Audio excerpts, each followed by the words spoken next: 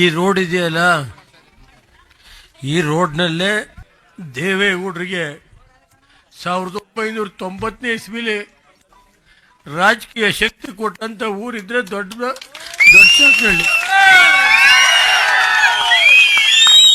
ಏಕೆಂದ್ರೆ ಆ ಉದ್ದೇಶದಿಂದನೇ ನಾನು ಕಾನೂನು ಪಾಲನೆ ನೋಡಲಿಲ್ಲ.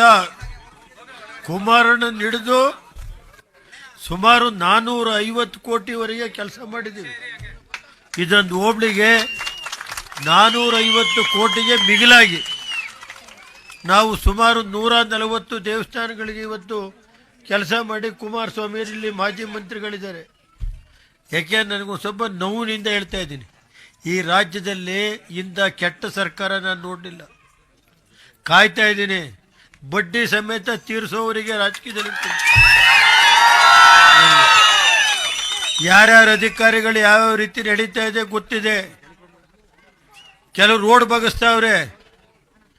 15 ವರ್ಷ 20 ವರ್ಷ ಇದ್ರೆ ಯಾರೋ 15 ವರ್ಷ ರಂಗನಾಥಪುರ ಅಂತ ಹೇಳಿ ವಿಲೇಜ್, ನಾಚಿಕೆ ಆಗುತ್ತೆ.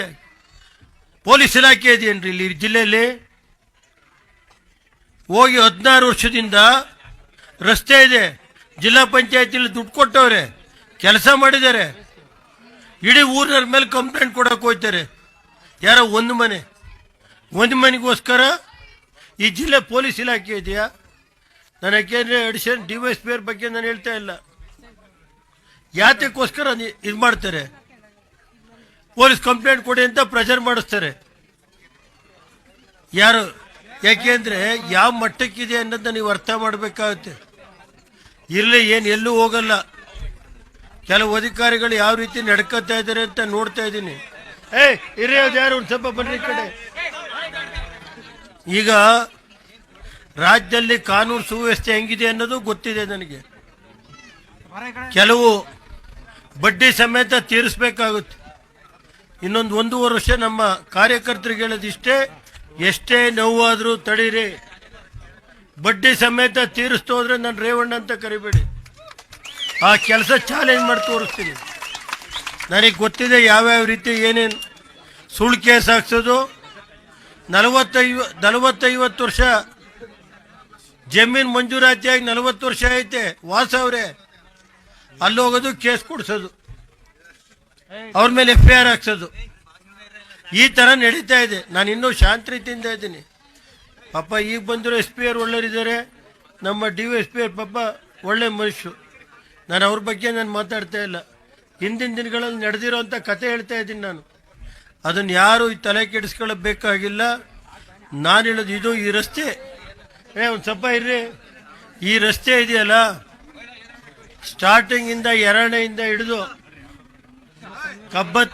ಒಂದು ಸ್ವಲ್ಪ ಬನ್ರಿ ಈ ಕಡೆ, ಕಬ್ಬತ್ತಿವರೆಗೆ ರಾಜಕೀಯ ದೇವೇಗೌಡರಿಗೆ, ಅವತ್ತಿನ ಕಾಲದಲ್ಲಿ ದೇವೇಗೌಡರು ರಾಜಕೀಯ ಮುಗಿದೋದ್ರು ಅನ್ನೋ ಕಾಲದಲ್ಲಿ ಶಕ್ತಿ ಕೊಟ್ಟಂತ ಯಾವ್ದಾದ್ರು ಗ್ರಾಮಗಳಿದ್ರೆ ಇವತ್ತು ಎರಡನೇ ಗ್ರಾಮ ಇರ್ಬೋದು, ದೊಡ್ಡ ಬೀಕ್ನಳ್ಳಿ ಇರ್ಬೋದು, ಚೆನ್ನಂಗಳ್ಳಿ ಇರ್ಬೋದು, ಕಬ್ಬತ್ತಿ ಇರ್ಬೋದು, ಅಂಕಪುರ ಇರ್ಬೋದು, ಸತ್ತಿಗರಳ್ಳಿ, ಮಾದಾಪುರ, ಸತ್ತಿಗರಳ್ಳಿ, ಕೊಪ್ಪಲು, ಅಂಕನಹಳ್ಳಿ, ಇವೆಲ್ಲ ನಾವು ಮರೆಯೋಕ್ಕಾಗಲ್ಲ.